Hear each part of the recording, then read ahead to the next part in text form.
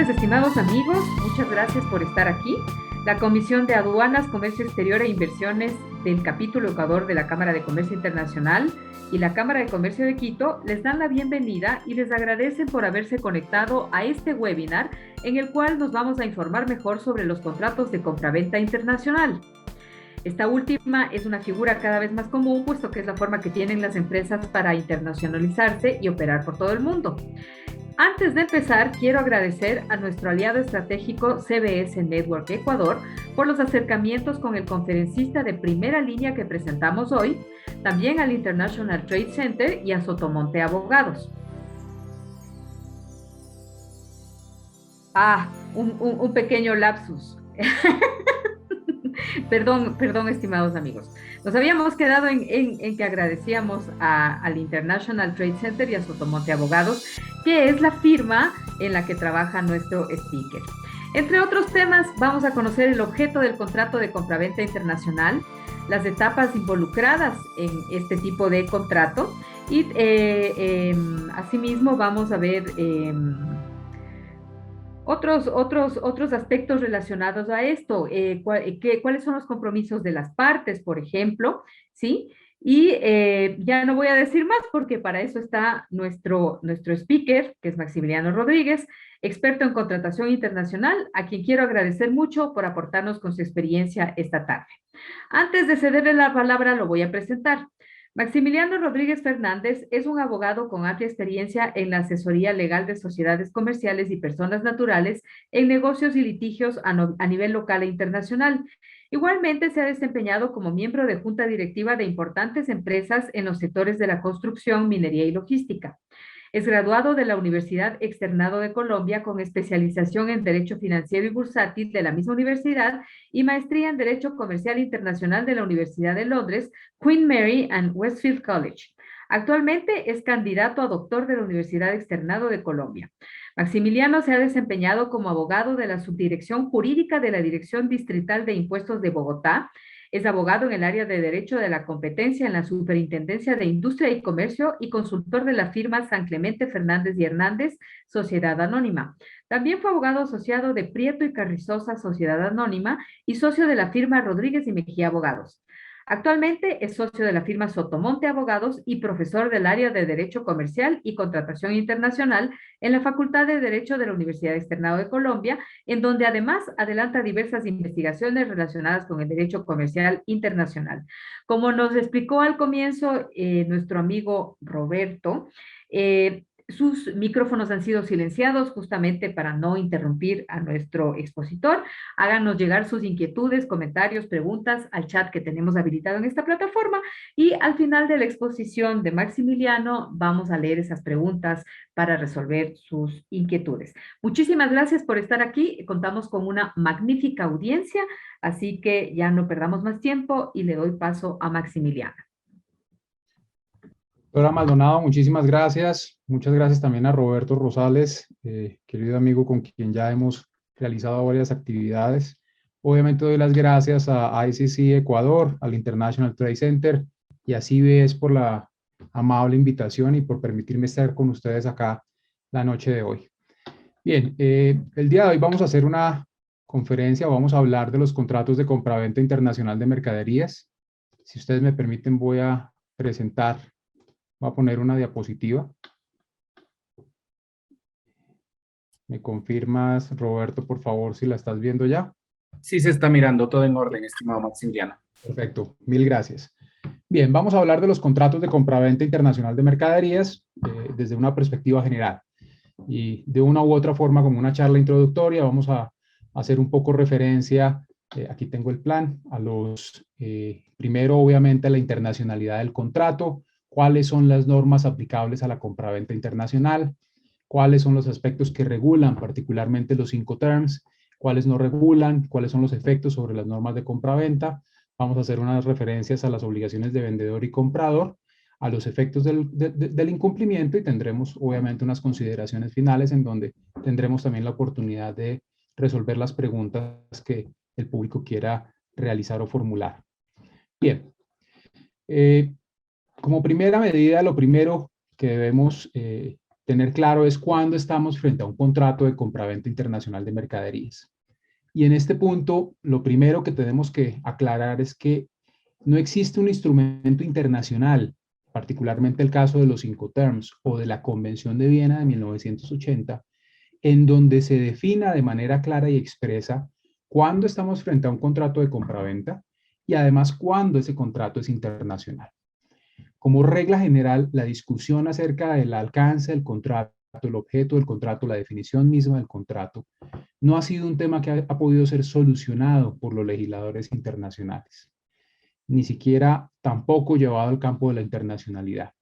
Por eso es que de los instrumentos y de lo que ha señalado la doctrina, históricamente se define normalmente que hablamos o tenemos un contrato de compraventa internacional de mercaderías en dos casos particulares o cuando se presentan dos supuestos particulares. Primero, cuando estamos frente a un contrato celebrado entre dos comerciantes, y yo en este caso particular, por el auditorio que tenemos, voy a hacer referencia a contratos business to business. Obviamente tenemos contratos de compraventa internacional business to consumers o entre empresarios y consumidores, pero por la naturaleza de la conversación solo voy a hacer referencia a los contratos entre comerciantes. Entonces, tenemos un contrato celebrado entre dos comerciantes ubicados en estados diferentes. Cuando vendedor y comprador están ubicados en estados diferentes, tienen su lugar permanente de negocios en estados diferentes o su establecimiento en estados diferentes, entendemos por regla general que hay un contrato de compraventa internacional de mercaderías. Y en este punto es importante aclarar que como regla general no se acepta o no es aceptado que la nacionalidad de las partes, de los comerciantes involucrados en la operación, entre a determinar si el contrato es o no internacional. No importa si el contrato es celebrado entre un ciudadano o un comerciante ecuatoriano ubicado en Quito y un comerciante colombiano, por ejemplo, ubicado en Guayaquil. El hecho de que sean de nacionalidad diferente no determinará de ninguna manera si el contrato es o no internacional. Lo que importa al final del día es la ubicación territorial de las partes. Y ese es el criterio, por ejemplo, que utiliza la Convención de Viena en el artículo primero para determinar su ámbito de aplicación. Ya más adelante hablaremos un poco más de ese tema. Y también hablamos de un contrato internacional, en el caso de la compra-venta, en aquellos casos en donde, independientemente de la ubicación territorial de las partes, se considera necesario o es necesario que para el cumplimiento de las obligaciones de las mismas se deba trasladar los bienes o el pago de un país a otro. Yo puedo tener un contrato celebrado entre dos comerciantes ubicados en Ecuador, pero en ese contrato las partes pactan, por ejemplo, que las mercancías se entregarán en Panamá, se entregarán en Colombia o se entregarán en Estados Unidos. En ese caso, el hecho de que las partes estén ubicadas en un mismo territorio no da lugar a la internacionalidad, pero el movimiento de las mercancías de un país a otro genera o le incorpora al contrato un elemento de internacionalidad. Bien, y además también hay que tener en cuenta que como regla general, y ya lo mencioné, no existe una definición internacional de compraventa. Si uno observa los Incoterms, si uno observa la Convención de Viena de 1980, no encuentra que en esos instrumentos se defina de manera clara y expresa qué entendemos por compraventa. En este punto, normalmente la referencia que hacemos es una al artículo 30 de la Convención de Viena y al artículo 53 del mismo instrumento. El artículo 30 incorpora las obligaciones del vendedor en el contrato y el artículo 53 las obligaciones del comprador. En la compraventa internacional, el vendedor, como ya lo desarrollaremos más adelante, está obligado a entregar unas mercancías, transferir la propiedad y entregar los documentos correspondientes a las mismas. Mientras que el comprador tiene la obligación de pagar el precio y recibir esas mercancías. Consecuencia de ello, diremos que la compra-venta internacional es un contrato en virtud del cual un sujeto denominado vendedor se obliga a entregar unas mercancías, transferir la propiedad y entregar los documentos correspondientes a las mismas a cambio del pago de un precio y el cumplimiento de la obligación de recibo por parte del comprador. En esos casos entenderemos que existe un contrato de compra-venta internacional y también vale la pena señalar que de acuerdo a lo que establece el artículo 3º, 4º, 5º de la Convención de Viena, los contratos en donde la parte principal de las obligaciones del que suministra o entrega las mercancías es la prestación de un servicio, se entenderá que ese contrato no es de compraventa para efectos de la convención. y tal vez en Ecuador, como sucede en Colombia, están acostumbrados al concepto del contrato de maquila o el contrato de maquila, que es un contrato en el que una de las partes le entrega a otra, el contratante le entrega a otro, que es un contratista, unos bienes con el propósito, o una materia prima, o un bien no terminado con el propósito de que él finalice la tarea, termine el producto siguiendo las instrucciones, los diseños y demás órdenes o instrucciones que puede darle el contratante. En esos casos, pues evidentemente el contratista, una vez finaliza el producto, se lo entrega de vuelta al contratante y en ese caso, pues se considera como regla general para efectos de la regulación internacional, como la Convención de Viena, que este no es un contrato de compraventa y que como tal no está regulado por esas normas. Bien, ¿por qué es importante tener claro cuándo hay un contrato internacional y cuándo el contrato es de compraventa? Particularmente por dos razones fundamentales. Primero, el tema de la ley aplicable. En cualquier país del mundo, incluido Colombia, Ecuador y todos los países latinoamericanos, cuando hablamos de un contrato puramente local, es decir, celebrado entre comerciantes ubicados en un solo estado y cuyo cumplimiento se limita a ese estado, entendemos como regla general que aplicarán las leyes del país del lugar en donde se desarrolla el contrato. Digamos que hay un factor real en la relación, un factor territorial. Las leyes tienen un ámbito territorial de obligatorio cumplimiento y si el contrato es celebrado entre dos comerciantes ubicados en Ecuador, pues entenderemos que se regirá por las normas del Código Civil, del Código de Comercio y las demás normas pertinentes ecuatorianas. Pero cuando tenemos un contrato internacional, cuando tenemos partes de diferentes países, la primera pregunta que debemos resolver estará relacionada con la ley aplicable. Si existe un elemento de internacionalidad, como regla general, tendremos la posibilidad de que al contrato se le apliquen dos o más normas de diferentes países. En muchos casos, muchas más normas de otros países, inclusive que no están relacionados directamente por las partes. Entonces es importante tener claro si hay un contrato internacional para determinar si hay una discusión relacionada con la ley aplicable. Y además, también hay una discusión importante acerca de las normas imperativas y los estándares de calidad que deben cumplir el vendedor. Y este es un tema sobre el que yo siempre llamo mucho la atención. Cuando yo estoy en un contrato local, los dos comerciantes tenemos claras cuáles son las reglas que aplican al contrato, cuáles son las reglas que establecen las condiciones de calidad de las mercancías que se venden. Pero cuando yo como comerciante salgo del país, empiezo a exportar a otros países, automáticamente entro muchas veces en una zona de indefinición desde el punto de vista jurídico, porque empiezo a exportar a otros países en donde es muy probable que existan normas imperativas de diferente alcance, de diferente contenido a las que existen en mi país. Es decir, los requisitos de calidad de mi producto pueden ser diferentes en Alemania, en Colombia, en Ecuador, en Estados Unidos, en España. Y eso hace que para el comerciante exista una carga de información bastante importante y necesaria para poder cumplir de manera adecuada sus obligaciones. Y allí, pues obviamente estamos dentro del escenario de lo que denominamos normas imperativas, porque cuando hablamos de los productos, alimentos, medicamentos, químicos, productos de la agroindustria en general, normalmente hablamos de productos en donde existen unas normas fitosanitarias que reglamentan la exportación, la importación del producto y la comercialización del producto en un país determinado. Entonces, cuando estoy en el escenario internacional o cuando yo decido pasar de lo local a lo internacional, siempre deberé considerar que las normas que rigen el contrato que yo voy a celebrar pueden ser diferentes a las que yo normalmente utilizo o con las que normalmente estoy habituado y acostumbrado en el ámbito local. Bien, ¿cuáles son los puntos importantes en la negociación de un contrato de compraventa? Digamos que es importante en la compraventa desde el punto de vista práctico. Primero, es importante tener claro el proceso de formación del contrato. Como regla general en la contratación internacional y en el caso de la compraventa internacional, el artículo 11 de la Convención de Viena de 1980 sobre compraventa internacional de mercaderías establece la primacía del principio de libertad de forma. ¿Eso qué quiere decir? Que el contrato no tiene que celebrarse por escrito, puede formarse o puede lograrse por cualquier otro medio y obviamente podrá probarse por diferentes medios, incluso con testigos. Eso quiere decir que existe un alto grado de informabilidad en la compraventa internacional. Como regla general, no se exige que exista la forma escrita del contrato. Y esto conlleva o lleva en muchos casos a una gran cantidad de conflictos y de problemas para los comerciantes, porque el comerciante como regla general corre, va mucho más rápido de lo que va o al paso que va el abogado. Siempre yo he dicho que normalmente el comerciante tiene la intención de celebrar sus negocios y muchas veces ve al abogado como alguien que puede demorarle el proceso.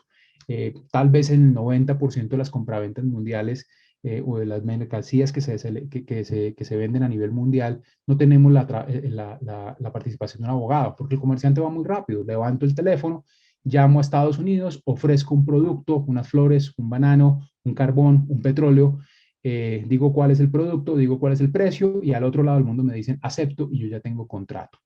Y cuando uno encuentra problemas en la compraventa, lo primero que hace es preguntarle al cliente, necesito el texto del contrato.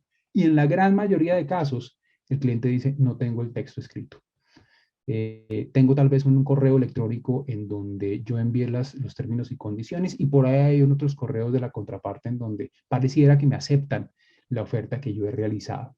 Entonces, como regla general hay un alto grado de informalidad y yo siempre trato de una u otra manera de llevar al comerciante y siempre para mí será importante tener el contrato escrito, así sea un contrato de una página, pero que las partes del contrato tengan claro a qué se obligaron y tengan claro que existe contrato.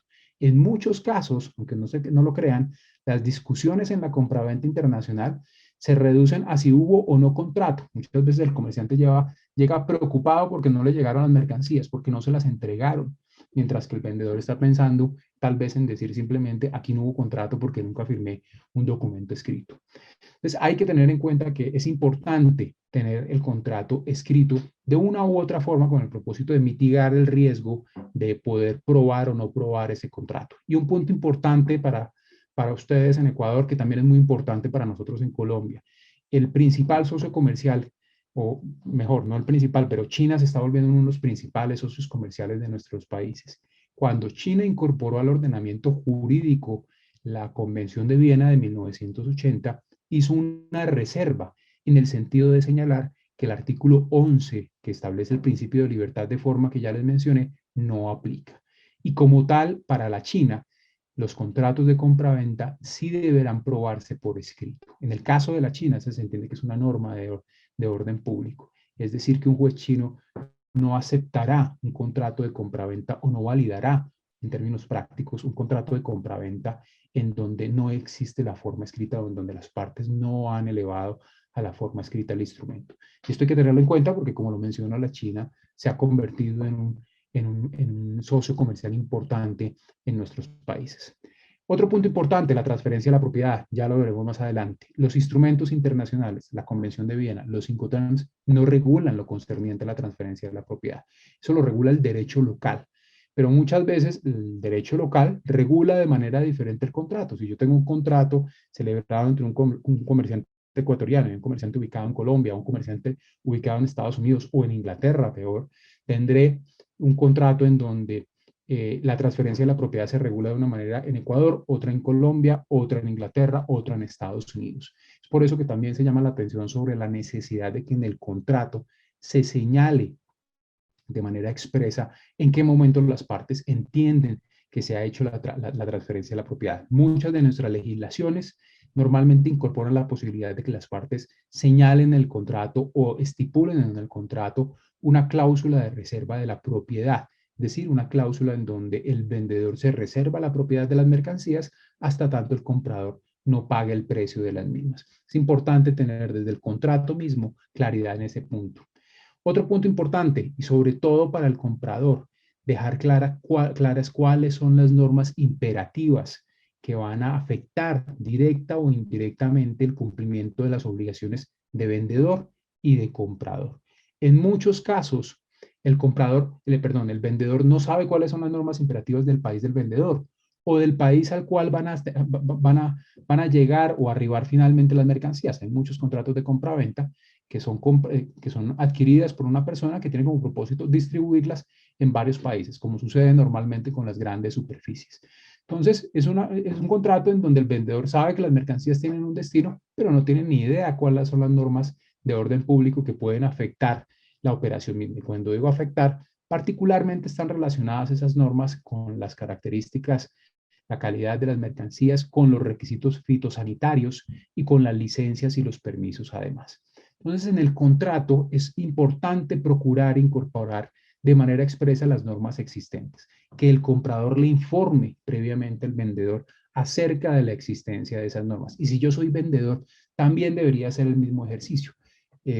Tal vez en una oportunidad más adelante o en otra oportunidad podremos hablar en extenso de la conformidad de las mercancías. A nivel internacional, como regla general, las cortes han aceptado la tesis de que para el vendedor no es obligatorio conocer las normas del país del comprador, a menos que éste se los informe. Es decir, que si yo no le informo al vendedor cuáles son las normas imperativas que determinan la calidad de las mercancías, no se lo digo expresamente al momento de la celebración del contrato y él envía una mercancía que no cumple con esas normas por el desconocimiento de las mismas, probablemente yo como comprador no voy a tener un recurso o no voy a tener la posibilidad de alegar el incumplimiento del contrato por falta de conformidad de las mercancías. Luego es importante que lo señale de manera expresa en el contrato. De igual forma, hay que señalar cuáles son las licencias y permisos en caso de que, por ejemplo, el vendedor esté obligado a obtenerlos en el país del comprador. Si hablamos de un contrato Incoterm DDP, en donde el vendedor se obliga a realizar el trámite de importación en el país del comprador o de destino de las mercancías, es importante también decirle o dejarle claro en ese contrato al vendedor cuáles son las licencias y permisos que deberá obtener con el propósito de poder nacionalizar las mercancías en ese país. Ojo, importante tener también claro cuáles son las condiciones y los plazos de entrega. Si yo pacto Incoterms, pactar los Incoterms en la forma sugerida. En ese punto tal vez hablaremos un poco más del tema. No voy a profundizar en esta oportunidad en los Incoterms porque en unas semanas, tal vez en unos días, mi amigo Roberto Rosales va a realizar también una conferencia sobre Incoterms, un experto en la materia, luego prefiero dejarle ese tema en extenso a él. ¿Cuáles son las obligaciones de las partes? ¿Cuáles son los requisitos de calidad y los estándares aplicables a la calidad de las mercancías? Este es otro punto importante. Hoy por hoy el mundo de la contratación internacional está estandarizado, es decir, rigen estándares internacionales como los estándares de ISO, de ACTM internacional y de una gran cantidad de organizaciones que vienen creando unas reglas que tienen como propósito armonizar los contenidos, las calidades, los requisitos que se exigen para determinados productos y también servicios. Es importante que si yo como comprador quiero que mi producto cumpla con un estándar particular, expreso, se lo señale de esa manera el contrato al vendedor, para que éste tenga claro a qué se está obligando y tenga claro que debe cumplir con el estándar. Esto sucede en industrias de la alimentación, en la industria de los hidrocarburos, que es muy importante para Ecuador. Normalmente se exige que todos los productos, los servicios que se utilizan en estas industrias, en la industria minera, cumplan con estándares internacionales y es bueno que se le haga saber esa obligación o esa necesidad al vendedor. Tener claro cuáles son las obligaciones si pactamos los Incoterms. Digamos que si yo pacto Incoterms, y tal vez lo reiterará más adelante mi amigo Roberto, lo primero que uno tiene que hacer es comprar el librito, saber qué es lo que dicen los Incoterms. Alejémonos de esa idea de que Google me va a dar la respuesta exacta. Todos los términos tienen un lenguaje particular que está en el texto de Incoterms, que es lo que realmente uno quiere que se aplique. Medio de pago, punto importantísimo. Vamos a pactar un medio de pago, queremos incorporar una carta de crédito de ser posible. Uno de los grandes problemas que tiene la compraventa internacional es la incertidumbre en el cumplimiento de las obligaciones por la contraparte. Como existe una alta incertidumbre, existen también, o los mercados financieros internacionales han diseñado, estructurado y aplicado ya hace unos cuantos siglos atrás instrumentos o medios de pago que le permiten a las partes tener tranquilidad en la operación. Y ese es el caso de las cartas de crédito. Importantísimo también dejar clara cuál es la ley aplicable y los mecanismos para la resolución de conflictos. Como regla general, el tema de la ley aplicable se acepta internacionalmente que puede ser definido por las partes al momento de la celebración del contrato. Si yo quiero que aplique la Convención de Viena, debo dejarlo claro. Si yo quiero que aplique la ley ecuatoriana, debo dejarlo claro en el contrato, en aquellos casos, obviamente, en que lo puedo negociar. Muchas veces, y esto es algo que nos pasa a la gran mayoría de comerciantes en países latinoamericanos, el comerciante europeo o el comerciante americano tiene predispuesta la cláusula de ley aplicable y muchas veces simplemente le dice a uno, este tema no es negociable. Pero de ser posible, hay que buscar la posibilidad de dejar claro en el contrato cuál será la ley aplicable al contrato para que después, en el caso de que se presente un conflicto, no dependamos de lo que diga el juez y las normas de derecho internacional privado en esa materia. Y también, digo yo, es importante tener claro si estoy contratando directamente o a través de agentes y dejar claro cuáles son las funciones de esos agentes, de esos intermediarios y las comisiones que se van a pagar. He visto ya varios casos en la práctica en donde las partes terminan en conflicto, no por la calidad de las mercancías, no por el pacto del precio, sino por la comisión que había que pagarle a un tercero que fue quien intermedió en la operación, pero respecto del cual nunca se dejó claro cuáles eran sus comisiones, quién las pagaba y en qué términos y condiciones. Si yo he utilizado a un agente a nivel internacional, es importante que tenga un contrato con ese agente y que en ese contrato estén claras las obligaciones del agente y las prestaciones que él va a recibir como consecuencia de la materialización de los contratos que se celebren. Bien, ahora desde el punto de vista práctico y reiterando también un poco lo que ya he mencionado, nos preguntamos qué debe incluir un contrato de compraventa internacional. Y aquí, para los que somos abogados, no estoy hablando de los elementos esenciales del contrato. Cuando hablamos entre abogados, siempre hablamos de los elementos esenciales, de los elementos accidentales y de los elementos naturales del contrato. Los elementos esenciales en una compraventa son cosa y precio. Para que exista contrato de compraventa, lo único que yo tengo que hacer es pactar la cosa, la mercancía y el precio. Si hago ese pacto, si hago un pacto en relación con esos dos temas particulares, tengo contrato, verbal, escrito o de cualquier otra forma, tengo contrato. Pero bueno, si nos vamos al texto del contrato que se sugiere que sea por escrito, pues uno pensaría que debe tener una elaboración que va mucho más allá de la cosa y del precio, porque en el ámbito de la contratación internacional, pues no es suficiente tener únicamente una referencia a esos dos factores.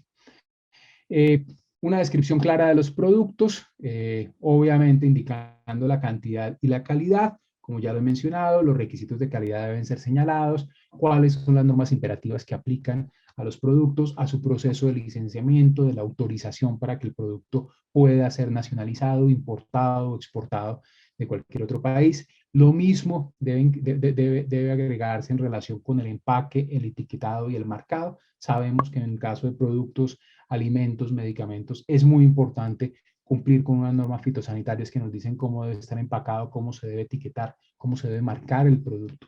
Y obviamente si yo voy a exportar a otro país, quisiera saber cuáles son las características que deben cumplir ese empaque, ese etiquetado y marcado en ese otro país.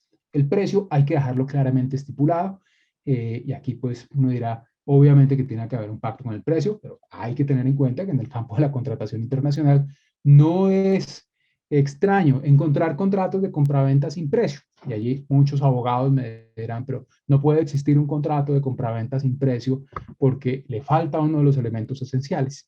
Y en ese punto solo les diré que el artículo 55 de la Convención de Viena regula los contratos de compraventa sin precio y establece una fórmula para determinar el precio en aquellos casos en los que las partes no lo han determinado al momento de la celebración del contrato y obviamente existe un conflicto entre las mismas en relación con el precio.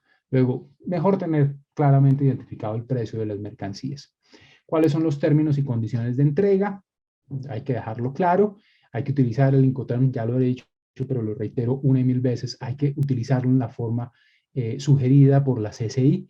La CCI tiene unos expertos a nivel mundial que se esfuerzan, hacen la tarea de determinar cómo se deben utilizar los Incoterms. Hagámosle caso a los expertos para que no tengamos problema en la interpretación de qué fue lo que querían las partes, de si era un FOB de los Incoterms o no era un FOB, o era un FOB de otro instrumento diferente, porque existen otros términos comerciales que muchas veces pueden ser tomados como Incoterms. Medio de pago, ya lo he mencionado, una cláusula de reserva de propiedad, eso debe estar en el contrato, una cláusula en donde se señale de manera expresa la propiedad de las mercancías. Si voy a hacer una inspección de las mercancías, ¿cuáles son las reglas de esa inspección? ¿Quién inspecciona? ¿Quién asume los costos de la inspección? ¿En qué momento se realiza la inspección? ¿Cuál es la fuerza vinculante que tiene esa inspección? Y demás. Si no están las reglas de la inspección, tendremos en cuenta que el artículo 38 de la Convención de Viena establece el deber del comprador de examinar las mercancías dentro del plazo más breve posible, atendidas las circunstancias, a partir del momento en que se reciben las mercancías en su destino final. Pero en muchos casos, en productos mineros, en productos de hidrocarburos, alimentos también, se pacta entre las partes la inspección del producto y es importante tener claro cuál es el alcance de esa inspección.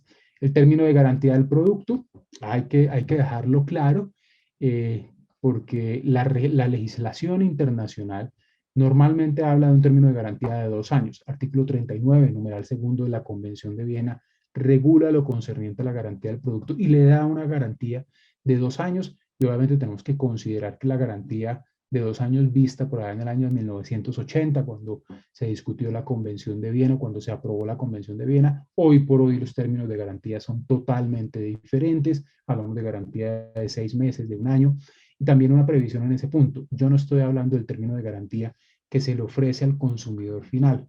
Esa garantía es una garantía que está regulada normalmente por las normas de protección de consumidor a nivel local. Aquí hablamos de la garantía que le ofrece el vendedor de las mercancías al comprador, una gran superficie, por ejemplo. Seguros, si se va a pactar el seguro, quién es el obligado, cuáles son los términos y condiciones de ese contrato de seguro, la ley aplicable y también el mecanismo que han acordado las partes para resolver el contrato. Entonces, de una u otra forma, esos son los temas que uno debería tener incluidos en el contrato de compraventa para tener cierto grado de tranquilidad acerca del alcance de las obligaciones de cada una de las partes. Bien, punto importantísimo en la compraventa internacional. ¿Cuáles son las normas aplicables? La compraventa hoy por hoy sigue siendo el contrato de mayor relevancia para el mundo de los negocios a nivel internacional. Yo creo que en el ámbito local y en el ámbito internacional. Y digo muchas veces en el ámbito local, o aclaro porque a veces creo que las compraventas o las operaciones locales cada vez son más escasas. Hoy en día la contratación es internacional por su naturaleza. Y esa importancia ha hecho que a través de la historia y particularmente en los últimos 60 años, existe una gran cantidad de intentos de armonización de las normas de la compraventa internacional. Los legisladores internacionales cada vez se preocupan más por lograr que la compraventa esté regulada de manera uniforme a nivel internacional. Desafortunadamente, esa armonización no se ha logrado. No se ha logrado integralmente. Existe una norma como la Convención de Viena de 1980 que aplica en Ecuador, aplica en Colombia y en 95 países, 95, 96 países, que representan tal vez poco más del 85-90% del comercio mundial de mercaderías. Es un instrumento que hoy por hoy tiene un amplio reconocimiento internacional. Tal vez los únicos países que no la han incorporado, que son muy, muy importantes en el mundo del comercio internacional, son el Reino Unido y la India. El resto de países que son socios comerciales nuestros, digo Ecuador, Colombia, como Estados Unidos, la China, la Unión Europea, ya han incorporado la convención, pero ese es un instrumento que desafortunadamente no regula todos y cada uno de los aspectos relacionados con la compraventa. Existen temas que no están regulados en la Convención de Viena y además siempre deberemos considerar que la Convención de Viena se presenta como un instrumento de carácter supletivo o residual. Es más, es un instrumento que las partes pueden desplazar expresamente al momento de la celebración del contrato. Es decir, yo en un contrato puedo decir, señores, no quiero que aplique la Convención de Viena de 1980. Y esto surge en virtud de lo que establece el artículo 6. El artículo 6 señala de manera expresa, las partes podrán excluir total o parcialmente la aplicación de la presente convención o limitar el alcance de sus normas. Es decir, yo puedo decir, no quiero que aplique la convención, yo quiero que aplique el Código Comercial de los Estados Unidos de Norteamérica, yo quiero que aplique el Código de Comercio, el Código Civil ecuatoriano, el Código de Comercio colombiano. Eso lo puedo hacer perfectamente y puedo excluir la aplicación de la convención. Entonces, además de la convención, que es un instrumento residual, pues tenemos otra cantidad de normas que impactan directa o indirectamente las obligaciones de vendedor y comprador. Entonces, como regla general, siempre vamos a tener que la compraventa no es un contrato que está regulado 100% en un solo instrumento. Cuando hablamos de compraventa, yo hago aquí una lista de 5 normas básicas. Normalmente, lo primero que debemos considerar es la existencia de normas imperativas. Normas imperativas en el país del vendedor, normas imperativas en el país del comprador. Y son normas que usualmente están relacionadas con la forma o el contenido del contrato. Como ya les mencioné en el caso de la China, se exige que el contrato conste por escrito. Y también están relacionadas con la calidad de las mercancías o el empaque y el embalaje. Digamos que allí les mencioné también la existencia de estándares fitosanitarios y demás que son de obligatorio cumplimiento en la gran mayoría de legislaciones. Esas normas, aunque no regulan la compraventa de manera expresa, sí determinan en qué casos el vendedor o el comprador pueden nacionalizar, pueden exportar una determinada mercancía, cuáles son los requisitos de calidad del producto. Y cuando se habla de requisitos de calidad del producto, automáticamente tendremos que considerar que el vendedor en la compraventa internacional, siguiendo lo que establece el artículo 35 de la Convención de Viena, está obligado a entregar mercancías conformes. Y dentro del concepto de conformidad, pues entendemos los requisitos de calidad y cantidad del producto que se entrega. Entonces, cuando yo hablo de conformidad o de la obligación de entregar mercancías conformes según el artículo 35 de la Convención de Viena, automáticamente debo considerar que las normas imperativas de nivel local entran a determinar o a llenar el contenido de la conformidad o a decirnos en qué casos las mercancías pueden ser conformes o no. Luego, es importante tener en cuenta que existen unas normas imperativas, ya lo he mencionado, es importante enunciarlas desde la celebración del contrato, son normas que yo no puedo desplazar, que no puedo negociar, yo no puedo decirle a Estados Unidos, a España, a Alemania o a Colombia o a Ecuador, no voy a cumplir con sus normas fitosanitarias porque no me lo dijeron en el contrato. No, eso es una obligación inherente a las partes que no puede ser desplazada de ninguna manera. Otro punto importante en la regulación es la existencia de unos usos y prácticas mercantiles. En la compraventa internacional es en el contrato en donde más costumbre internacional encontramos, en donde más prácticas desarrollan las partes, en donde los usos están plenamente consolidados. Cuando hablamos de Incoterms, que son unos términos que aplican a una gran cantidad de operaciones de compraventa, estamos en el escenario de los usos mercantiles y esas prácticas y esos usos mercantiles son de obligatorio cumplimiento para las partes en virtud de lo que señala el artículo 9 de la Convención de Viena. El artículo 9 nos dice que las partes estarán obligadas por cualquier uso mercantil o cualquier práctica que hayan establecido entre ellas. Cuando yo pacto Incoterms, pacto bajo el supuesto de que no voy a poder después rechazar el cumplimiento de las obligaciones allí incorporadas. Cuando pacto Incoterms, me obligo por los Incoterms, primero por la estipulación, como regla general la Convención de Viena reconoce el principio de libertad contractual, da una primacía o una relevancia mayor que a las normas propias, a las reglas del contrato, a las estipulaciones del contrato, y si las partes dicen que pactan Incoterms, se entenderá que pactan Incoterms y que están obligadas por los mismos en los términos del artículo 9. Luego, cuando yo, por ejemplo, tengo un problema relacionado con la entrega de las mercancías o la transferencia del riesgo, lo que me diría a mí el abogado normalmente es que tengo que ir a revisar qué es lo que dice la ley al respecto. En el caso de la Convención de Viena, la Convención de Viena me dice, oh, si usted pactó Incoterms, vaya, revise qué es lo que dicen los Incoterms. Si allá está la solución, allá usted soluciona su problema con esas reglas. Si las partes no pactaron Incoterms, usted viene y acude a las normas de la convención, pero acude solo después de que verifique previamente si las partes han pactado Incoterms y cuál es el contenido del contrato según esos términos. Entonces, tengo unos usos internacionales que son de amplio reconocimiento, que se pactan recurrentemente en el contrato y que son de obligatorio cumplimiento en función de lo que establece el artículo 9 de la convención. Ahora, ¿qué dice?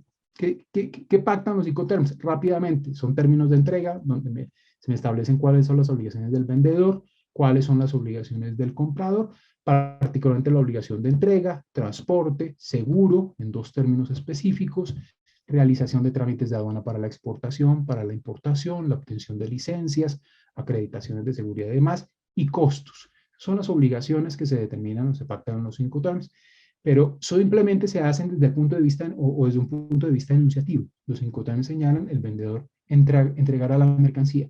No regulan lo concerniente a la conformidad de la mercancía, por ejemplo. No regulan el contrato de transporte, no regulan el contrato de seguro. Y eso hace que para llenar esos vacíos yo tenga que acudir a otros instrumentos. Entonces, así yo haya pactado Incoterms, siempre voy a tener que volver a las normas de la Convención de Viena, porque esas son las que entran a llenar el contenido de muchas de las obligaciones que están incorporadas en los Incoterms. En los Incoterms el vendedor debe entregar las mercancías. ¿Me dice cuáles son los requisitos de conformidad de las mercancías? No. Para eso yo tendré que acudir a las normas de la Convención de Viena del artículo 35 y siguientes. Y así sucede con otros temas que están regulados en la Convención. ¿Qué regula la Convención? Pues la Convención regula primero su ámbito de aplicación. Es importante tener la Convención de Viena, artículos primero a sexto, me dice cuándo aplica, cuándo no aplica, a qué contratos quiere aplicar y a qué contratos no quiere aplicar. Todo bajo una previsión, con una previsión, y es que la Convención de Viena acepta también que las partes señalen que ella aplica independientemente de sus normas o de sus reglas de aplicación. El artículo primero nos dice, como regla general, que la convención aplicará a aquellos contratos de compra-venta en donde tenemos un contrato celebrado entre dos comerciantes ubicados en estados diferentes y en ambos estados se han incorporado las normas de la convención. Puede suceder que yo no cumpla con ese requisito, pero en el contrato diga, a través de lo que los abogados en derecho internacional privado llaman una cláusula directa, yo quiero que a ese contrato aplique la Convención de Viena. Entonces, como regla general, lo primero que hace la Convención es establecer en qué casos aplica y en qué casos no aplica. 2, regula lo concerniente a la formación del contrato, la oferta, la contraoferta, el rechazo, el retiro de la oferta. Son temas que están regulados en los artículos 14 y siguientes de la Convención. Regula las obligaciones de vendedor y comprador y regula los efectos del incumplimiento del contrato. Pero hay unos temas que no lo regulan, o hay temas que están regulados en la Convención, pero no de manera integral. ¿Qué no regula la Convención? Tal y como lo establece el artículo 4 de la norma, la Convención no regula lo relacionado con la validez del acuerdo, con la transferencia de la propiedad. Ya les había yo mencionado que el tema de la transferencia de la propiedad no está regulado ni en las normas de la Convención ni en los Incoterms. Eso es un tema que está dejado a la ley local. Por eso ya pongo en quinto lugar, el derecho local es también parte de la regulación de la compraventa internacional de mercaderías en lo que se refiere a la validez, en lo que se refiere a la transferencia de la propiedad y también en lo que se refiere a los daños y perjuicios que se puedan causar a terceros con las mercancías. La Convención de Viena regula una relación business to business entre los comerciantes. No regula una relación, por ejemplo, de consumo o las relaciones que se originan con posterioridad a la entrega de las mercancías del vendedor al comprador. Esos son temas que están regulados en el ámbito del derecho local. Entonces tenemos unas normas que regulan de una u otra forma, de manera conjunta, la compraventa internacional. No tenemos las soluciones todas dadas en función de un solo instrumento y eso es importante tenerlo en cuenta. Se lo digo a los expertos, amigos en Convención de Viena. Ojo, siempre que yo hablo de la compraventa internacional, no puedo pensar que toda la regulación está en la Convención de Viena, porque allá tengo unos usos, tengo unos Incoterms, tengo unas normas imperativas. Se lo digo también a mis amigos expertos en Incoterms. Ojo que además de los Incoterms, yo tengo que tener claro el alcance de las obligaciones de las partes y las demás normas que existen sobre la compraventa en las normas imperativas, en la Convención de Viena y en el derecho local. Es un contrato que está regulado por varios instrumentos. Y eso es importante siempre tenerlo en cuenta porque de una u otra forma la labor del abogado, en el caso mío y de mis amigos, será siempre la de informar cuál es el alcance de las obligaciones de vendedor y comprador en función de todas las normas que existen en estas materias. Bien, ya hemos mencionado que regulan los Incoterms. Como ya lo dije, no voy a entrar a profundizar en este tema porque más adelante tendremos a nuestro amigo Roberto Rosales en una conferencia diferente en donde se hará referencia expresa a los Incoterms y quiero dejar eso por ahí nomás. Vamos a mencionar, esto ya lo he tocado, cuáles son los temas que no regulan los Incoterms, que esto es importante para efectos de lo que vamos a hablar. Ya lo he dicho, los Incoterms no regulan lo relacionado con la formación del contrato de compra-venta, y eso es algo que está regulado en la Convención de Viena, artículo 14 y siguientes. No regula lo relacionado con la conformidad de las mercancías, Convención de Viena, artículo 35 y siguientes, y no regulan lo relacionado con los efectos del incumplimiento. Y aquí, pues nos vamos a las normas de la Convención de Viena, que son, creo yo, el 40%, tal vez un poco más de las normas de la Convención de Viena están dedicadas expresamente al incumplimiento del contrato. Artículo 74 y siguientes regulan todo lo concerniente con la indemnización de daños y perjuicios, las causales de exoneración. El artículo 55, 56, 60 hace referencia a los remedios que tiene el comprador el vendedor ante el incumplimiento del comprador. Digamos que la regulación de la convención o las normas de la convención tiene como propósito fundamental los efectos del incumplimiento. Como ya lo hemos mencionado, la convención no regula lo relacionado con la transferencia de la propiedad, con la validez del contrato, con la responsabilidad frente a terceros. Esos son temas que normalmente los vamos a encontrar en el derecho local. ¿Cuáles son las obligaciones del vendedor en estas normas? En la Convención de Viena, ya lo mencioné, son 3 obligaciones principales, y digo yo, principales en el estado de cumplimiento, es decir, en el estado natural de la obligación. Como regla general, tal vez en una oportunidad futura podremos hablar en extenso de los efectos del incumplimiento. En el esquema de la Convención de Viena, cuando se incumple el contrato por parte del comprador, al vendedor le surgen unas obligaciones adicionales. El de mitigar el daño, artículo 77. La obligación de conservar las mercancías, artículo 85, por ejemplo, que son obligaciones que surgen ante la existencia del incumplimiento del contrato. Cuando hablamos del contrato en su estado natural, no en el estado patológico, entendemos que son 3 las obligaciones en la convención, que son la entrega de las mercancías, transferir la propiedad y entregar los documentos relacionados con ellas. La Convención de Viena regula en extenso lo concerniente a la entrega de las mercancías. No regula, como ya mencionamos, lo relacionado con la transferencia de la propiedad, y es muy poco lo que hace en función de la entrega de los documentos. Simplemente se limita a decir que debe entregar los documentos y el momento en que debería hacerlo. No me dice la Convención de Viena cuáles son los documentos que se deben entregar por parte del vendedor al comprador. Simplemente me dice que son los documentos relacionados con ellas. Aquí partimos de un supuesto básico, y es que serán todos los documentos que requiere el comprador para tomar posesión efectiva de las mercancías. Además de esas obligaciones que están ahí en el artículo 30 de la Convención, pues tendremos que entrar a analizar si las partes han pactado Incoterms o no, porque en los casos en los que hayan pactado Incoterms, entenderemos, evidentemente, que pueden ser mayores las obligaciones.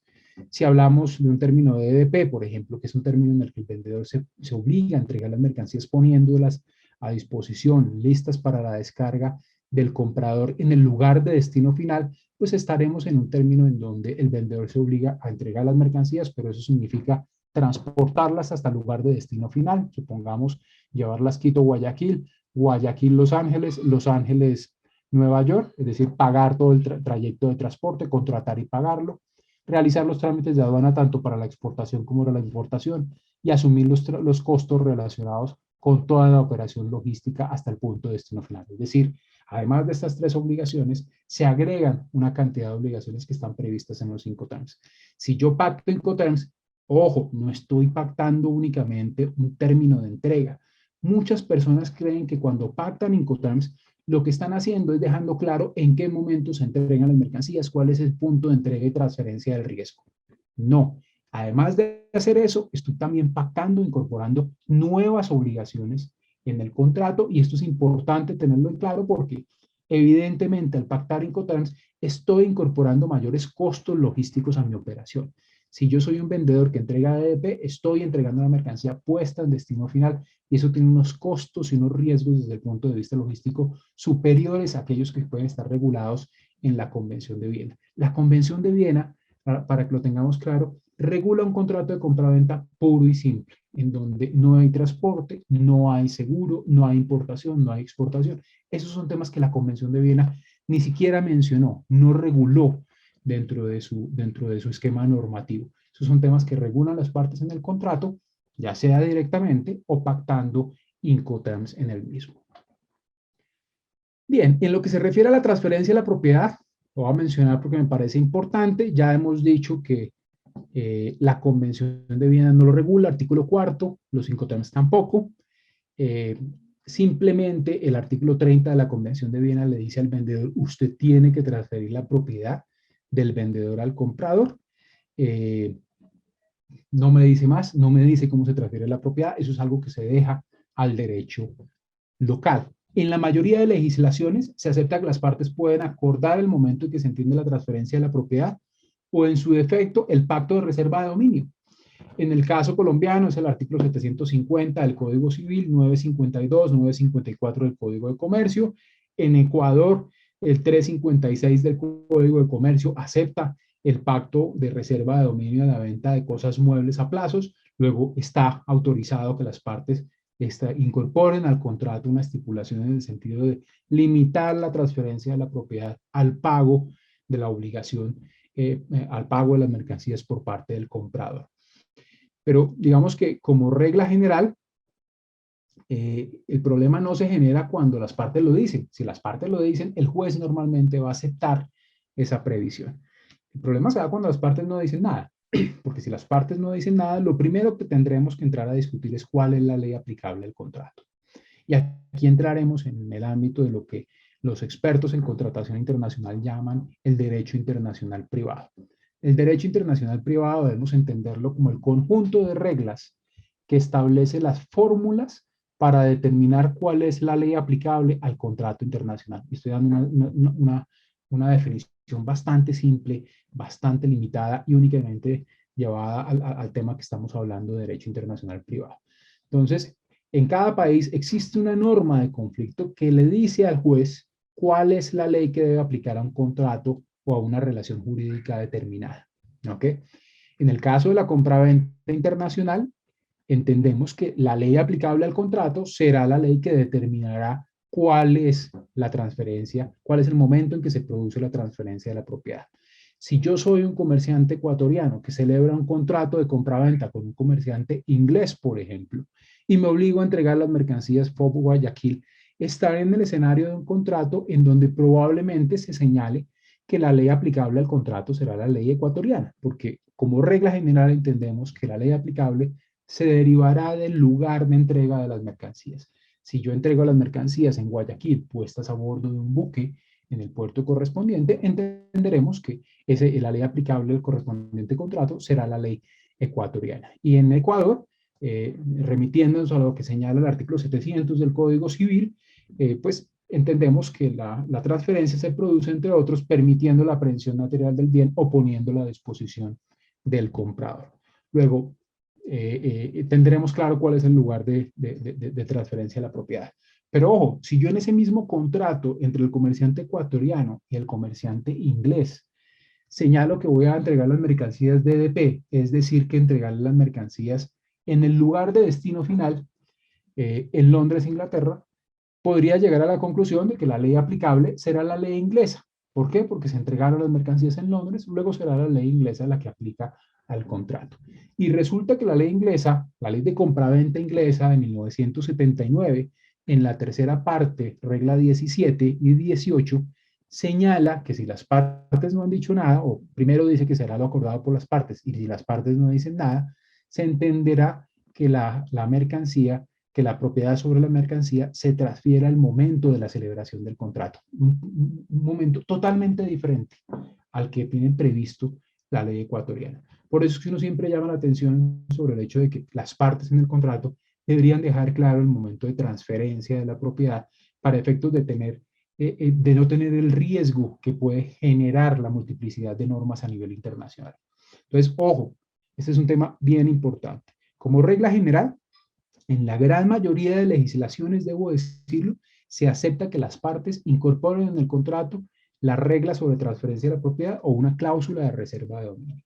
Y también en las legislaciones más familiares a las nuestras, con los países que tenemos mayores relaciones comerciales, pues entendemos o tenemos que se establece que la ley aplicable, perdón, que se establece que la transferencia de la propiedad se presentará cuando existe una entrega física de las mercancías. Así sucede en Estados Unidos, así sucede en la China, así sucede en Colombia, también entendemos que así sucede en Ecuador. Pero existen de una u otra forma una especie de lunares, una especie de países en donde las reglas son diferentes y eso hay que considerarlo al momento de la celebración del contrato. Bien, en lo que se refiere a la conformidad de las mercancías, es un punto que está muy bien desarrollado en la Convención de Viena. El artículo 35 establece los requisitos que deben cumplir las mercancías para que se entienda que son conformes con el contrato, partiendo de unos supuestos básicos, y es que las partes podrán señalar en el contrato los requisitos de calidad y cantidad de las mercancías, y de allí partirá la regla básica de la conformidad. Si las partes no son claras, se acude al artículo 35. De igual forma, la Convención de Viena diferencia entre la conformidad material de las mercancías y lo que yo llamo la conformidad jurídica o legal. El artículo 35 de la Convención de Viena me dice cuáles son los requisitos de calidad que deben cumplir las mercancías desde el punto de vista material. Es decir, cuáles son los estándares que debe cumplir, su empaque y su embalaje. Mientras que el artículo 41, 42 del instrumento establece la obligación de entregar unas mercancías que estén libres de pretensiones de terceros relacionadas con la propiedad de las mercancías, de una u otra forma, digamos que en conjunto con la norma del artículo 30. Como ya mencionamos, el artículo 30 nos dice que el vendedor debe transferir la propiedad, el 41 me dice usted debe entregar una mercancía que no tenga pretensiones de terceros relacionados con la propiedad, y el artículo 42 le establece la obligación al vendedor de entregar mercancías que estén libres de pretensiones de terceros relacionados con la propiedad industrial o cualquier otro tipo de propiedad intelectual. Es decir, que esté libre de una pretensión relacionada con un tema marcario, por ejemplo, con una patente de invención, porque en caso de que no sea así, pues surgirá una falta de conformidad y con ello un incumplimiento del contrato. Además de las normas que establecen los requisitos de calidad, la Convención de Viena establece unos deberes en cabeza del comprador en función de la conformidad de las mercancías. Este es un punto importante. Así como el vendedor tiene la obligación de entregar mercancías conformes, el comprador tiene la obligación, primero, de examinarlas en función del artículo 38 de la norma. Ya les los había mencionado, el artículo 38 me dice el comprador deberá examinar o hacer examinar las mercancías dentro de un plazo más breve posible, atendidas las circunstancias, contado a partir del momento en que se recibe.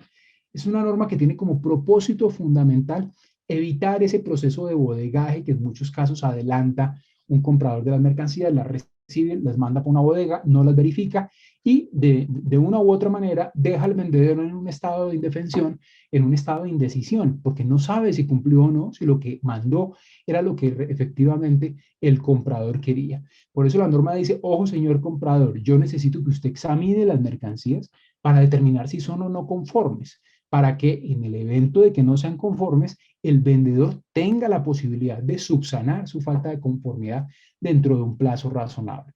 Si usted manda a bodega la mercancía, no la inspecciona, la saca 2 o 3 meses después a comercialización o para usarla, ¿sí? Pues ya será probablemente muy tarde para el vendedor hacer una inspección y una verificación de esa mercancía y seguramente, o un reemplazo de la misma y seguramente no se cumplirán las expectativas, los objetivos y las necesidades de cada una de las partes en el contrato.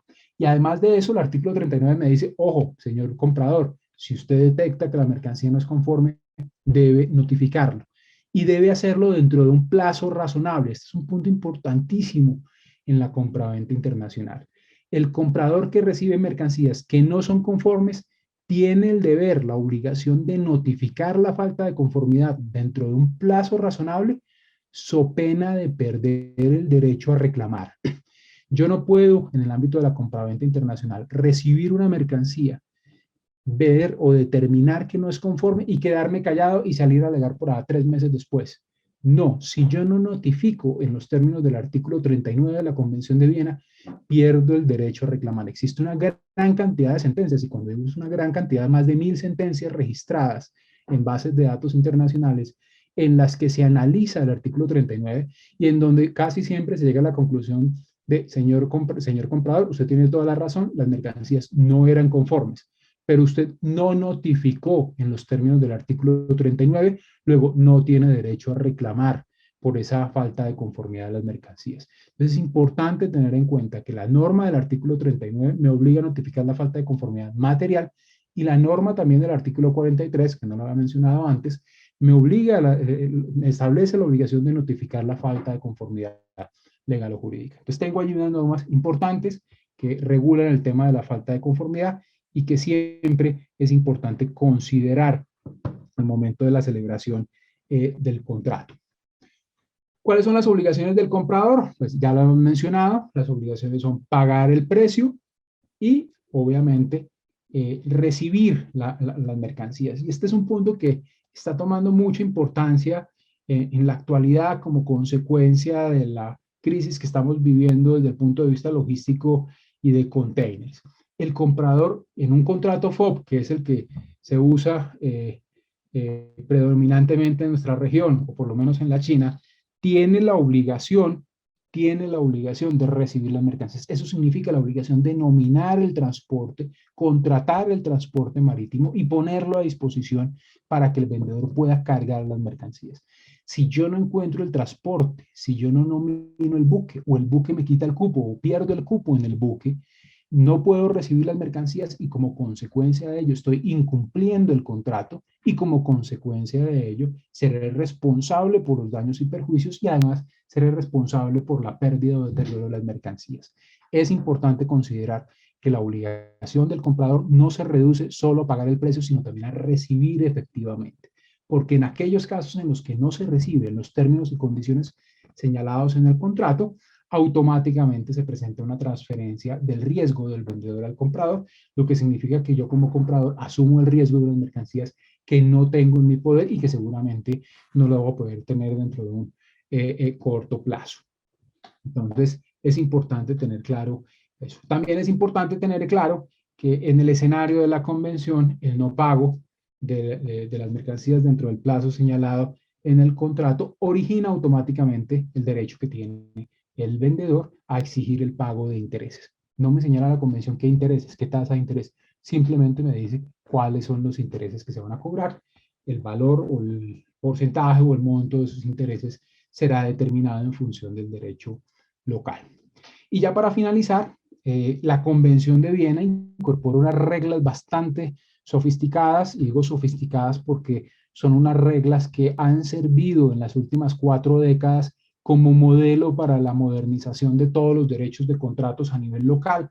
Si hablamos de los principios UNIDROA, se fundamentaron en la Convención de Viena. Si hablamos de la reforma al BGB alemán, se fundamentó en la Convención de Viena. Las normas del Código Civil argentino, o la unificación del Código Civil argentino, fundamentaron también lo relacionado con el incumplimiento del contrato en la Convención de Viena. La reforma al Código francés en la parte de obligaciones también es Convención de Viena. Muchos países africanos, Rusia, China, tomaron como referencia el esquema de incumplimiento, las reglas de incumplimiento en la Convención de Viena. Y es un esquema que es bastante integral, bastante importante, y es un esquema en donde se establece básicamente unas reglas que giran en torno a la existencia de diversos tipos de incumplimiento. Es decir, en la Convención de Viena, el incumplimiento puede ser esencial, puede ser no esencial o puede ser un incumplimiento previsible.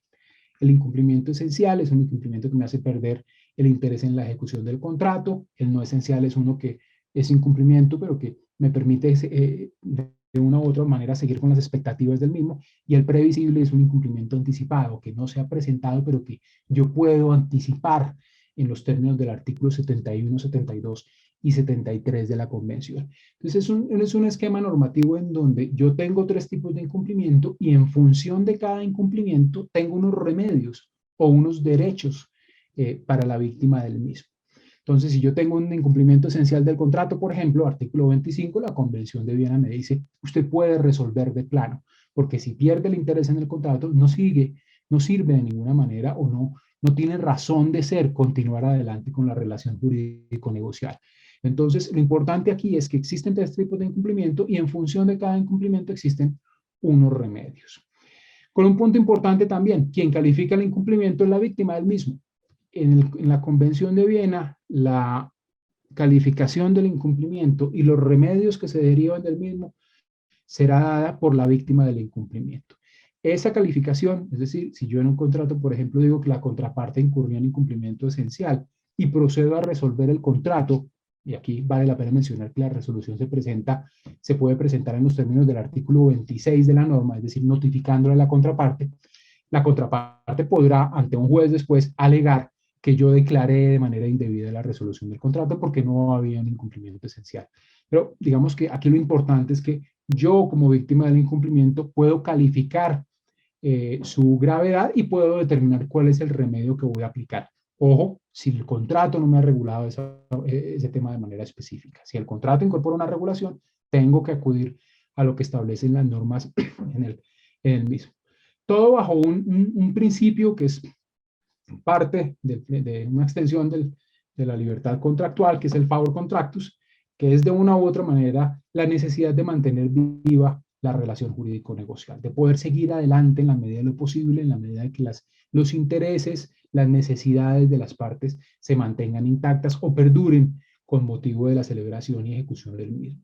Si hay un incumplimiento leve y los intereses de las partes permanecen vivos, pues no habrá lugar a la resolución del contrato. Si el señor me dijo que me entregaba la mercancía el 15 de noviembre y no me la entrega el 15 de noviembre, sino el 20 de noviembre, quiere decir que yo todavía voy a poder utilizarla en el proceso de reventa o de comercialización o para lo que la quiera destinar. En ese caso, pues no habrá lugar de ninguna manera o no sería aceptable que se proceda a la resolución del contrato por un incumplimiento de 5 días, de 10 días, que no afecta realmente a las partes. Y también es importante tener en cuenta que esas reglas establecen unas normas en donde se señalan unos deberes para la víctima del incumplimiento. Ya lo había anunciado en la Convención de Viena, la víctima del incumplimiento tendrá la obligación o el deber, mejor, en función de lo que establece el artículo 77 de la Convención, a mitigar sus pérdidas. Es decir, la Convención me dice, señor, si usted sufre de un incumplimiento por su contraparte, no se cruce de brazos. Adopte las medidas que sean razonables, atendidas las circunstancias, para mitigar su pérdida. Entonces, más o menos algo de lo que se encuentra regulado en la gran mayoría de nuestras legislaciones en el contrato de seguro. Si la casa se está incendiando, usted no puede pararse enfrente de la casa sin llamar a los bomberos y esperar a que quede todo en cenizas para adoptar alguna medida. No, lo que me dice la Convención de Viena es, señor, sea diligente, no se cruce de brazos. De una u otra manera, materializando el principio de buena fe, que vale la pena también señalar, está regulado en el artículo 7º y en muchas otras normas de la Convención. El deber de conservación de las mercancías, que es muy importante. La víctima del incumplimiento que tiene en su poder las mercancías tiene el deber de adaptar las medidas que sean necesarias, atendidas las circunstancias, para mitigar o para evitar la pérdida o el deterioro de las mismas. Luego, hay un esquema normativo en donde se establecen de manera clara las obligaciones de las partes, en donde se establecen también los efectos del incumplimiento y los deberes de cada una de las partes en función de ese incumplimiento. Entonces tenemos unas normas que son, creo yo, bastante densas. Creo que la primera vez que trato de pasar por todas las normas en una sola hora. Este es un tema que hoy por hoy normalmente toma varias sesiones, pero espero que de una u otra forma el repaso que hemos hecho o la revisión que hemos hecho de esas normas haya sido útiles para ustedes. Muchas gracias y bueno, quedo pendiente y atento a resolver las preguntas que ustedes consideren apropiadas. Muchas gracias, doctor Maximiliano. La verdad es que ha estado bastante bien explicado. Y aquí vienen las preguntas, porque sí nos han llegado unas cuantas de ellas. A ver, ¿siempre tenemos que regirnos por la Convención de Viena? Bueno, parecer afirmación. No siempre. La Convención de Viena, como ya lo mencioné, en su artículo 1 a 6 establece en qué casos aplica y en qué casos no aplica. Entonces el artículo 1 me dice, señores, la Convención de Viena aplica a los contratos de compraventa internacional de mercaderías celebrados entre dos comerciantes ubicados en estados diferentes, siempre y cuando en los dos estados se hayan incorporado al orden jurídico internacional, al orden jurídico local, perdón, las normas de la Convención. Un ejemplo para ustedes. Un contrato celebrado entre un comerciante ubicado en Ecuador y un comerciante ubicado en Colombia es un contrato al que se le aplican las normas de la Convención. ¿Por qué se le aplican las normas de la Convención? Porque tanto en Ecuador como en Colombia, la Convención es ley de la República. Si tengo un contrato entre un ecuatoriano, un comerciante ubicado en Ecuador y un comerciante ubicado en el Reino Unido, por ejemplo, tengo un contrato que está celebrado por comerciantes ubicados en dos países diferentes.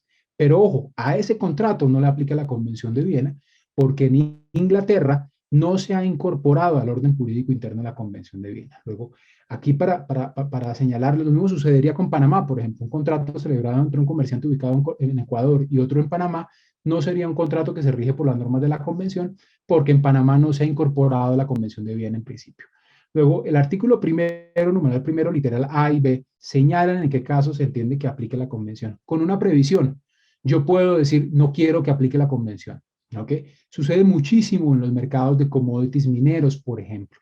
Cuando yo negocio petróleo, gas, carbón, ferroníquel, es común que el comprador europeo, inglés, norteamericano, quiera señalar en el contrato que al mismo no se le aplican las normas de la Convención de Viena de 1980. Y ello es aceptable porque, como lo mencioné en la charla, el artículo sexto de la Convención establece de manera expresa que las partes podrán excluir total o parcialmente la aplicación de las normas o limitar el alcance de las mismas. No sé si con eso fue suficiente Y yo, la yo respuesta. pensaría que Carla, que fue quien hizo la pregunta, creo que sí debe haber quedado satisfecha, estaba muy claro. ¿Cómo sería una garantía en un caso como lo de Evergreen? Esta pregunta se complementa así, dice, es decir, un caso perdón, lo de Evergiven y los demás buques afectados que no se movieron durante un tiempo. ¿Existían costumbres, es decir, usos o prácticas ya pactadas para sobrellevar un problema de esta magnitud? Sí, los Incoterms establecen claramente las reglas de transferencia del riesgo en la operación, no como garantías, sino simplemente en función de determinar a quién le corresponde asumir el riesgo de pérdida o deterioro de esa mercancía. Si hablamos, por ejemplo, de un contrato FOB, en donde yo tengo una mercancía que fue embarcada en la China, que tenía como destino Europa, la mercancía se entrega bajo el término FOB, y obviamente se pierde por el bloqueo del canal de Suez, entenderemos que es un contrato en donde el comprador asume el riesgo de pérdida o deterioro total de la mercancía. Obviamente en estos casos, en la contratación internacional, lo que prima es que las partes, como regla general, aunque eso no es tan cierto realmente, contraten una póliza de seguro para cubrir ese riesgo que también podemos ver en muchos casos es un riesgo que puede estar excluido de la póliza correspondiente. Pero sí, los usos internacionales, como los Incoterms, inclusive las mismas normas de la convención, determinan claramente en qué momento se entiende entregada la mercancía y transferido el riesgo. Entonces, en casos como el del Evergiven, es evidente que si se pactaron Incoterms y si se pactó un Incoterm marítimo, es decir, un FAS, un FOB, un CFR o un CIF, está claro que en esos casos, en la mayoría de situaciones, estará respondiendo el comprador de las mercancías, porque son todos contratos en donde el vendedor entrega la mercancía poniéndola a bordo del buque en el puerto de origen. Es decir, la mercancía que se cargó en la China y que iba en tránsito por el canal de Suez o iba a pasar o iba a atravesar el canal de Suez para llegar a Europa, es mercancía que es responsabilidad del comprador. Ninguna discusión al respecto. ¿Sí? Diferente si, por ejemplo, las partes pactaron un término diferente como DDP, que es un término en donde el vendedor entrega la mercancía y transfiere el riesgo cuando ésta se pone a disposición del comprador para su descarga en el lugar de destino final.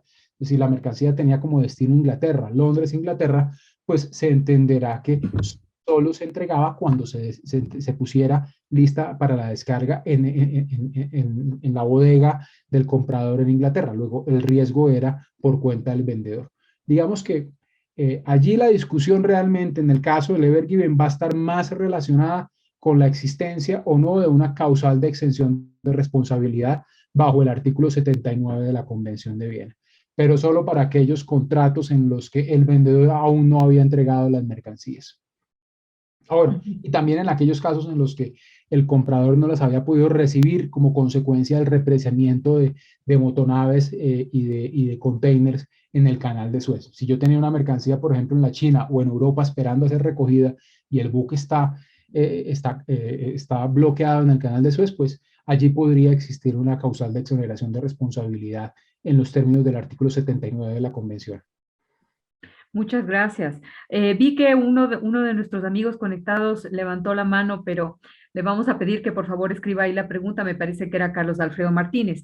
De todas maneras, siguen llegando preguntas, así que aquí tengo esta.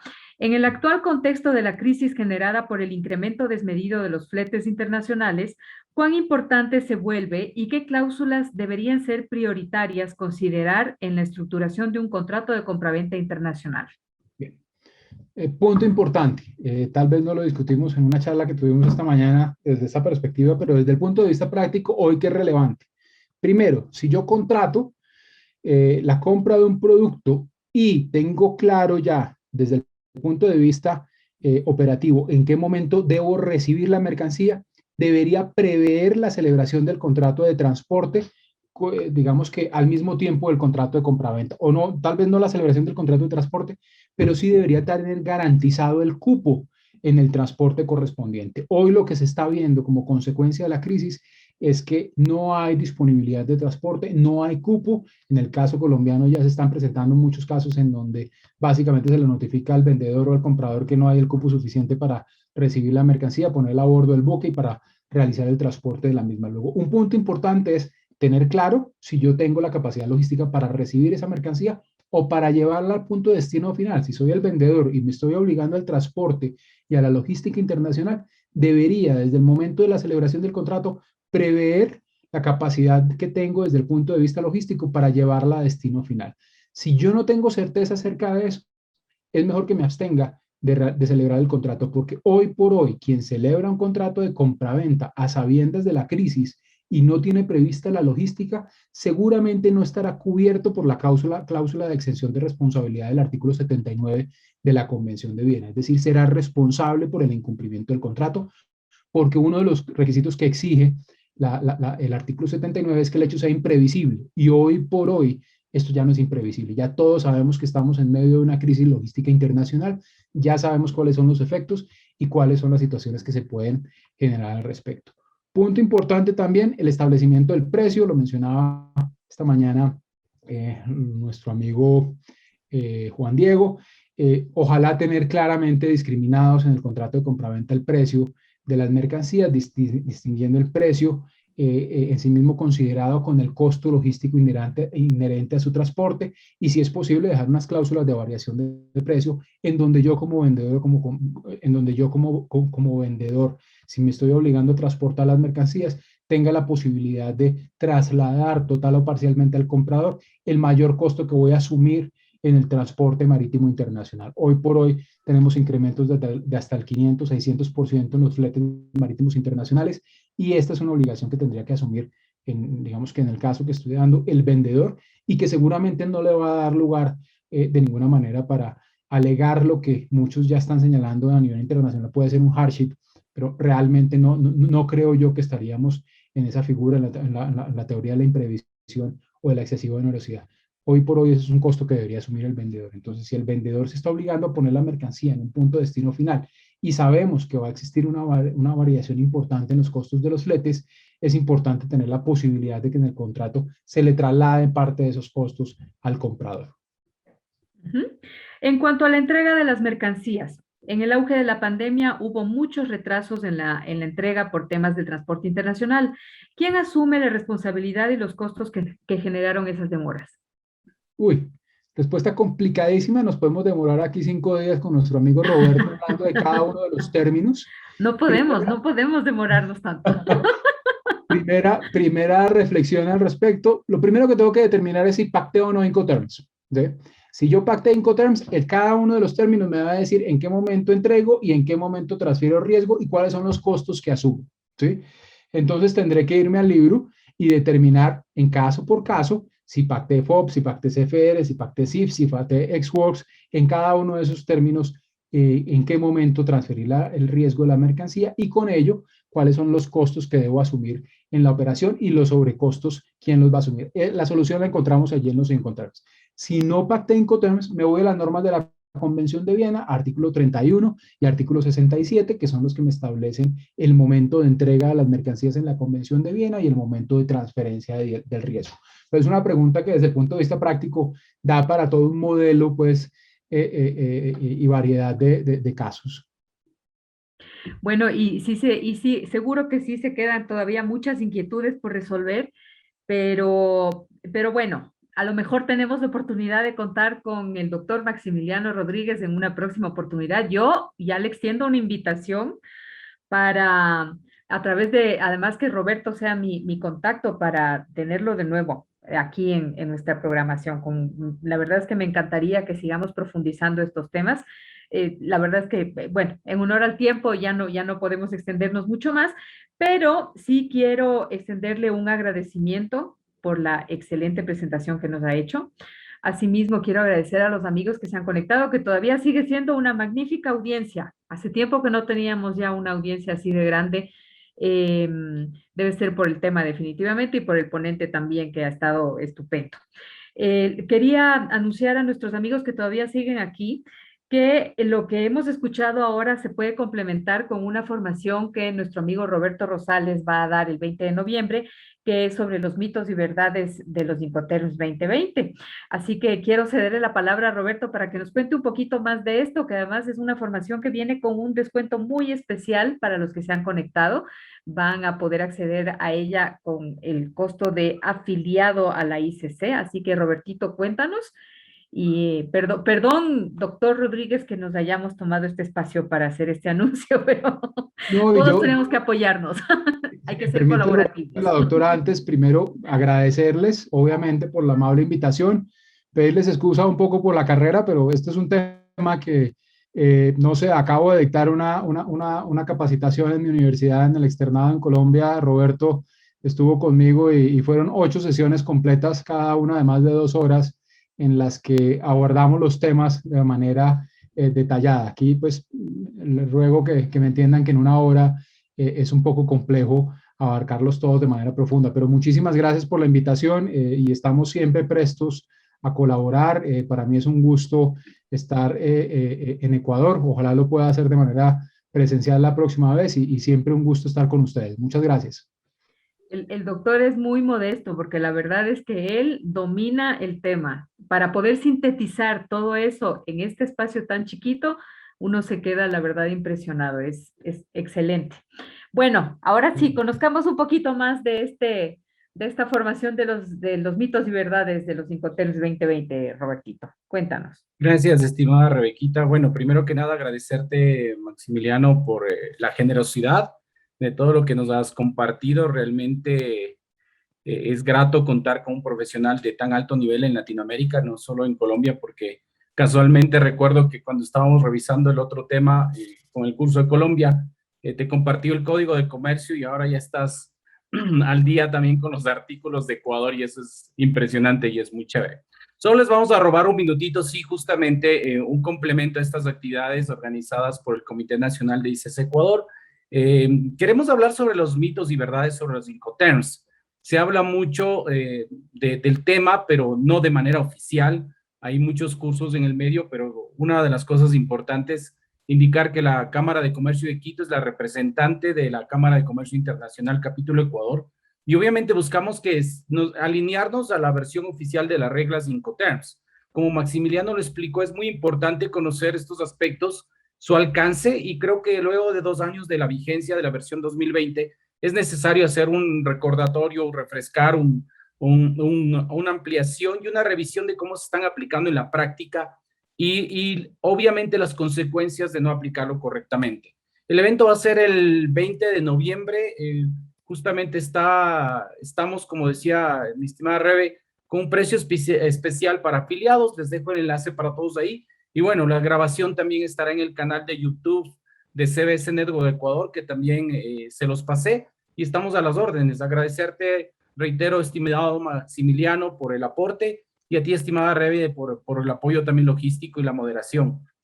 De mi parte, muchas gracias y igual estamos en contacto. Muchas Claro que gracias a sí. ustedes y un fuerte abrazo para todos.